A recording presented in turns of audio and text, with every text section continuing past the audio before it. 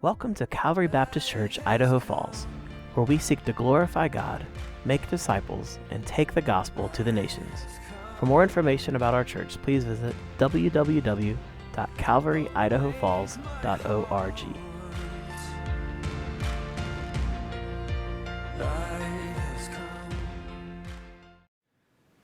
It is important to have a plan.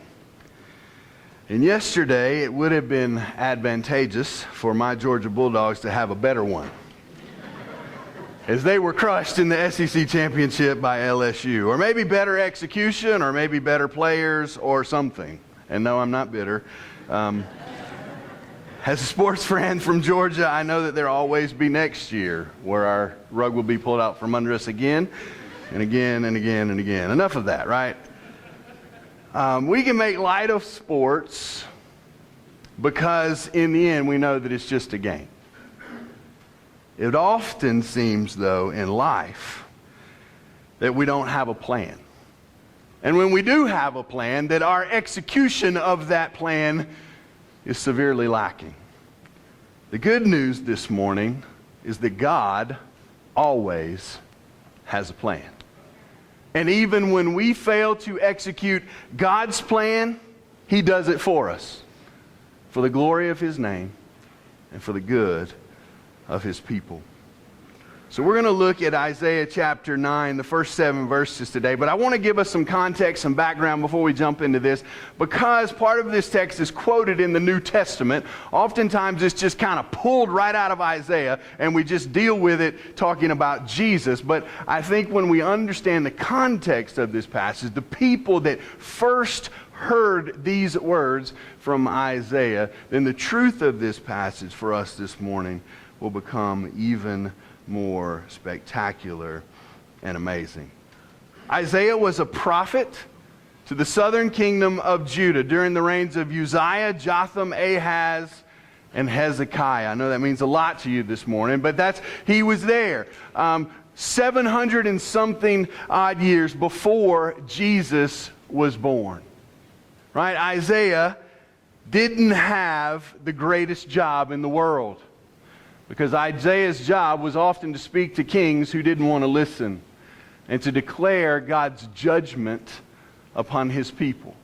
Because the people had sinned, the people had gone away from God, and Isaiah is telling them the darkness is coming, bad things are going to happen because of your sin, because you've turned your back upon God, then you are going to be destroyed. Your nation is going to be taken away into captivity. You are going to be slaves. In fact, in chapter 8, the very verse before we get to what we're going to read this morning, chapter 8, verse 22 says this, "And they will look to the earth, but behold distress and darkness, the gloom of anguish, and they will be thrust into thick darkness." The overwhelming message of Isaiah to the people of his day was bad things are coming. The darkness is going to envelop you because of your sin, because you have turned your back upon God. But in the midst of the darkness, God speaks to Isaiah a word, not for them in that moment, but for the future. And this is what He said. Isaiah chapter 9, beginning with verse 1. It says, "But there will be no gloom for her who was in anguish. In the former time, He brought into contempt the land of Zebulun and the land of Naphtali. But in the latter time, He has made glorious the way of the sea, the land beyond the Jordan, Galilee of the nations. The people who walked in darkness have seen a great light. And those who dwelt in the land of deep darkness, on them light has shone. You have multiplied the nation. You have increased its joy. They rejoice before you as joy at the harvest. And they are glad when they divide the spoil. For the yoke of his burden and the staff for his shoulder and the rod of his oppressor you have broken as on the day of Midian. For every boot of the trampling warrior in battle tumult and every garment rolled in blood will be burned as fuel for the fire. For to us a child is born. To us a son is given, and the government shall be upon his shoulder, and his name shall be called Wonderful, Counselor, Mighty God, Everlasting Father, Prince of Peace. And of the increase of his government and of his peace there will be no end on the throne of David and over his kingdom, to establish it and to uphold it with justice and with righteousness from this time forth and forevermore. The zeal of the Lord of hosts will do this. God speaks a word of hope in the midst of the darkness. God speaks to Isaiah a vision of the future. And though this vision is spoken as in past tense, as if it's already occurred, so that God is confirming, yes, this is going to happen. But for the people reading this in the day of Isaiah, they probably wondered, where is God and what is he doing? I don't see it. I don't see the evidence of this. I don't see what's going on. And though there were some temporary reprieves, Ahaz was a terrible and awful and evil king who robbed the temple, right, to pay off foreign warlords, right, and he set up false idols and altars and worshipped and offered sacrifices and led the people astray. But Ahaz's son, Hezekiah, who became king, was a good king, and he followed the way of the Lord, and he led the people back to God. And because of Hezekiah, God spared them for a time from the coming Assyrians, but not less than 150 years later, because the people continued to sin and we continued to fall away from God. The darkness came for real, and the temple was destroyed, and the best and the brightest was carried off into captivity. And this doom and gloom was there. And Isaiah, speaking this and knowing this, also speaks to this vision of the future, that God is going to come, that God is going to rescue. The light has come into the darkness. He says, but there will be no gloom for he who is in anguish. In the former time, he brought contempt to the land of Zebulun and the land of Naphtali. That is the area of Galilee, right, where Jesus began his public ministry. It would have been the area of the northern kingdom of Israel that was actually destroyed before the southern kingdom. Right? In the very time that Isaiah would have been saying these words, right? The northern kingdom was destroyed, and he is saying, the light is coming. Though the darkness is real, the light is coming. And before he even gives us the plan, this is cool. This is cool by God. Before he even gives us the plan, he gives us the results of the plan. I want you to see this. This is what he says. Verse 2, he says, the people who walked in darkness have seen a great light. Those who dwelled in a land of deep darkness, on them light has shone. What are the results of God's plan? The truth is revealed. The truth is revealed. When God showed up, when light came, when the truth was spoken, the darkness of this world tries to convince us that there is no real truth. That we are just stumbling around in the dark, making our own way, because none of us can really see, nobody really knows if my path is better than yours. The Bible says that when God comes, the light is shown. The truth is revealed. And for those of us who are humble enough and able enough and willing enough to see the light and to say, that is truth, I believe it, I receive it, I accept it. But not only does light reveal the way, light also reveals the problem. And the problem is in us. The problem is us, our rebellion and our sin, and oftentimes when the light is shone upon us, we run from the light because we don't like the truth of who we are. But Jesus came to say, I am the way, the truth, and the life. I am the final and full revelation of God. And I've come not just to point out your sin, but to rescue you from it. The truth is revealed. And so, the result of God's plan, the result of the coming of the light into the world is that the truth is revealed. The second thing is that joy is multiplied. Look at this, verse 3. You have multiplied the nation. You have increased its joy. They rejoice before you as joy at the harvest, as they are glad when they divide the spoil. Now, this was not the circumstance in Isaiah's day. Their joy was not multiplied. Their grief was multiplied. So this is not speaking directly to Isaiah's time, but it is speaking for a time to come. And we know this, that it wasn't even speaking of the time when the people of God were set free from captivity and sent back to the land. Because what does it say? It says, you have multiplied the nation. When Cyrus came and defeated the Babylonians and the Persians let the people of God go back to Israel, were they greater or less than they were before? Less, much less. And they came back a shell of themselves, struggling for years even to rebuild the wall of the city and the temple foundation. But God says here, you have multiplied the nation. You have increased its joy. God's plan is to bring joy. And so what did the angels announce to the shepherds in the field that night? What does he say? I come to bring you good news of great joy.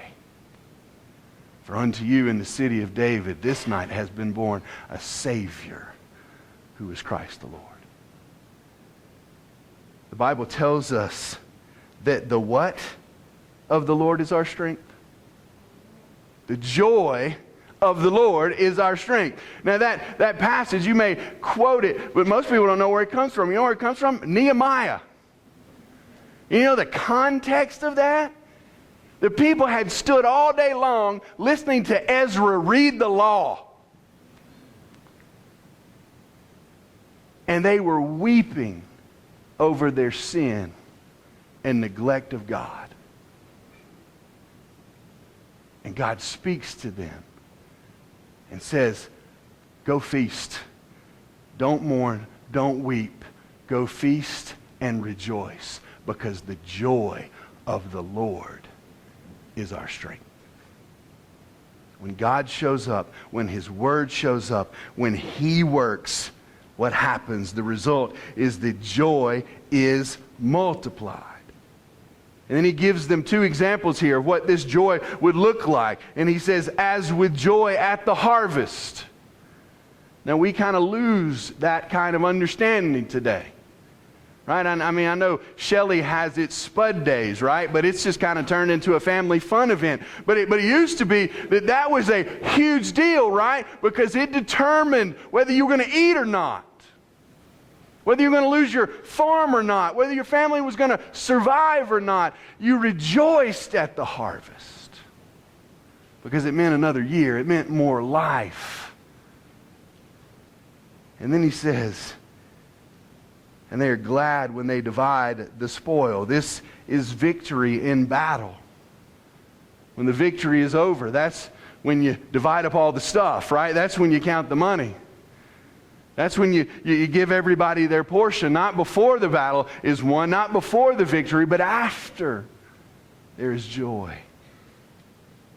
And so, the result of God's plan is that the truth is revealed, that joy is multiplied. The third thing, verse 4, he says, for the yoke of his burden and the staff for his shoulder and the rod of his oppressor you have broken as in the day of Midian. The third result of God's plan is that the slave is set free. The burden is lifted because the oppressor has been removed and defeated. And then he gives this example, which might be kind of lost on us today, again, unless we really understand and remember the stories of the Old Testament. He says, you have broken as on the day of Midian. What is the day of Midian? Remember a guy by the name of Gideon in the book of Judges? God came to Gideon and he spoke to Gideon and he said some things. And this is what God said to Gideon in Judges chapter 6. The Lord turned to him and said, go in the might of yours and save Israel from the hand of Midian. Do I not send you? And what did Gideon say? Let's go do it. No, this is what he said. He said, please, Lord, how can I save Israel? Behold, my clan is the weakest in Manasseh, and I am the least of my father's house. Verse 16, but it says, and the Lord said to him, but I will be with you. And God calls Gideon to do the impossible, to go defeat the Midianites who had been oppressing and overrunning his people, and not to go to battle with thousands, but to make a point that God would win the victory. He culls the fighting men down to 300 men. And he defeats an army of thousands with 300 men to prove that it was God who wins the battle and not man.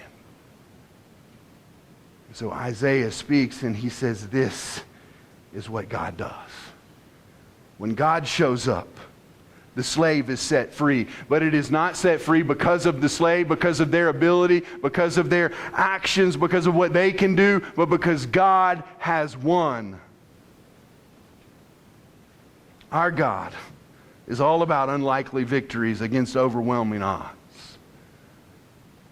And this is what he says is going to happen eventually in God's plan. The fourth result of God's plan, look at verse 5. He says, for every boot of the trampling warrior in battle tumult and every garment rolled in blood will be burned as fuel for the fire. And again, that's kind of strange to us. What in the world does that mean? What it means is that the war is over. When you take the boots and you burn them up and all the garments rolled in blood and you burn them in the fire, it means that the war is over. It is complete. All the weapons of mankind have been destroyed because they are no longer needed, because God has won the war. The result of God's plan is that the war is over. So what is God's plan? What is God's plan? To reveal the truth to us, to multiply our joy, to set the captive free, to declare that the war is over. The plan of God is this: for to us a child is born, to us a son is given. Seems like a strange plan. Why wouldn't you start with an adult? Why wouldn't you start with a king? Why wouldn't you start with a warrior? Why would you start with a child? What did they do?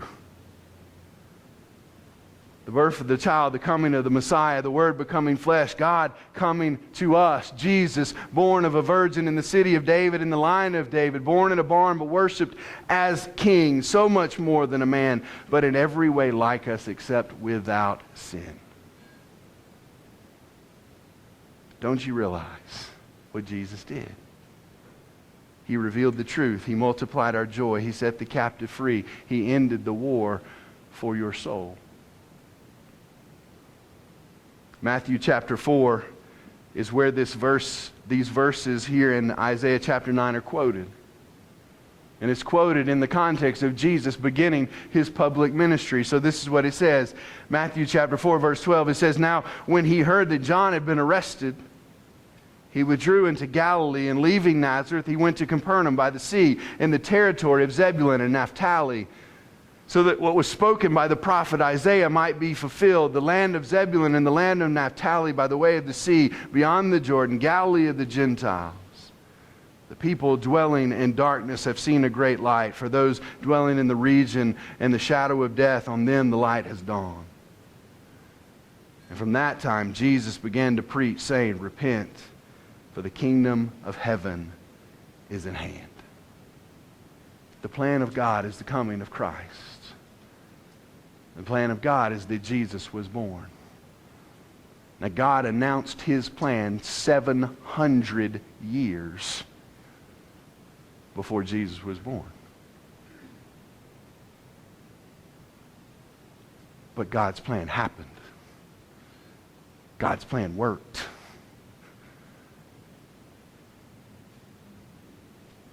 But the plan is not complete. You say, wait a minute, what are you talking about? Well, we see this. We understand that this is speaking about Jesus.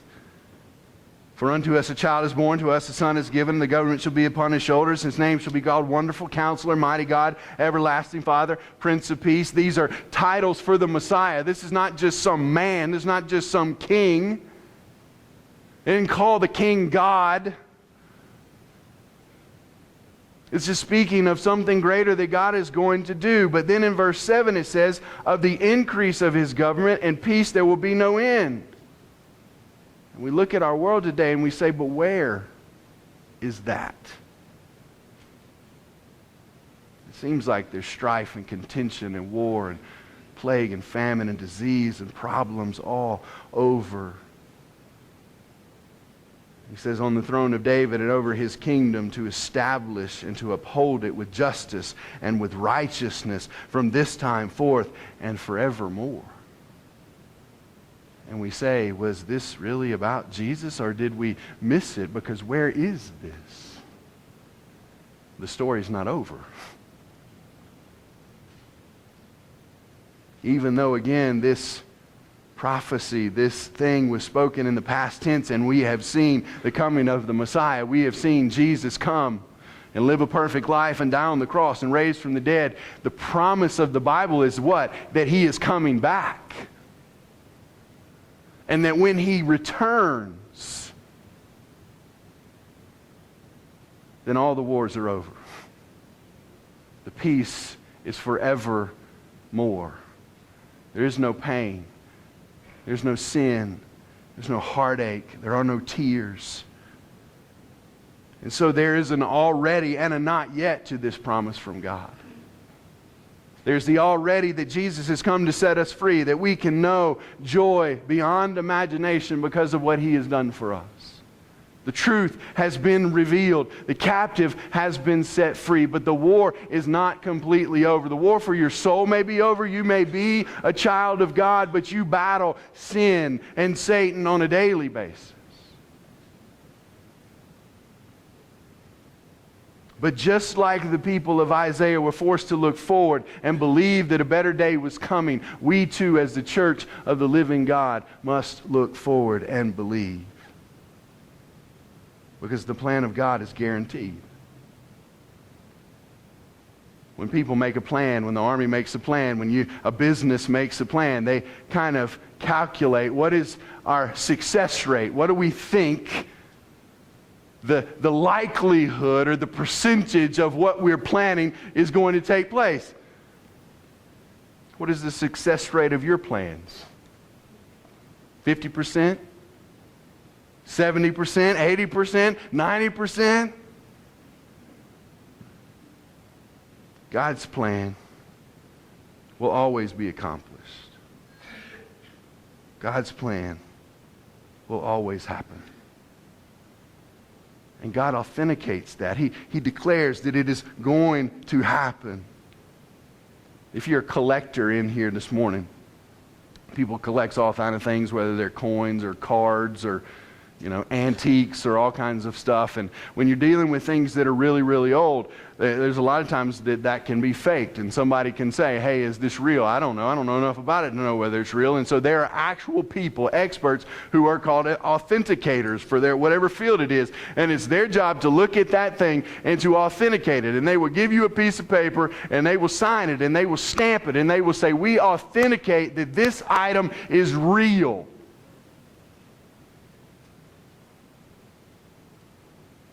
God authenticates the vision of Isaiah with the very last words of verse 7. It says that the zeal of the Lord of hosts will do this. The zeal of the Lord of hosts. More literally, the zeal of the Lord, the God of angel armies, will do this. The promise of God is not up to you. The promise of God is not up to me. The promise of God is not left in our hands to accomplish or to fail. The promise of God is up to God, and God says, I will not fail, I will accomplish it, it will be done. And because God has been faithful in the past, we can trust Him in the present, and we can believe Him for the future. God has been faithful, folks. He has been faithful in this world before you were ever even born. He created and made everything that exists, and He holds all things together. And when His creation rebelled against Him and turned its back on Him and says, I hate you, over and over and over again, God's plan was to save. God's plan was to rescue. And over and over and over again, as this book records, His people constantly disobeyed God. And God had every right to destroy us. He did not. And in fact, instead of destroying us, He came Himself to rescue us. The zeal of the Lord of hosts will do it. Today, in the midst of whatever darkness you're going through, whatever hardship or pain or struggle that you are facing, do you believe that God can do this for you? Do you believe that the results of God's plan can be beneficial on your behalf?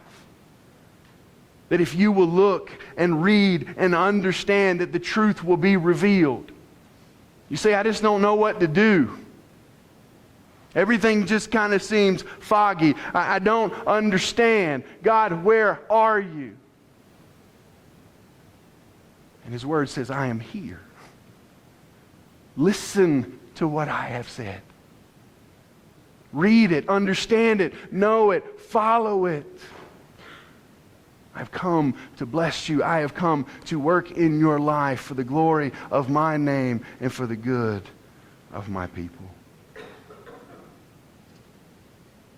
Anybody here need some joy this morning? Need some joy? And again, I'm not talking about happiness. Happiness is here today and gone tomorrow, and you can go buy happiness at the store. You just have to go buy some more tomorrow. Because happiness fades. But joy is everlasting. Joy does not quit. Joy does not flee when the darkness comes. Joy does not run away scared. Joy withstands. Because the joy of the Lord is our strength. And the Lord is faithful always. And so He multiplies our joy even in the midst of struggle and hardship and pain. Maybe you're here this morning and you just feel bound up, hemmed in. You feel like everybody's making decisions for you and you are just walking through life. And you just say, if I could only be free. I don't know what freedom means to you this morning, but I guarantee you what the Bible means by freedom. The Bible means that the sin that plagues our soul, the stuff that haunts our dreams, the things that keeps us awake at night,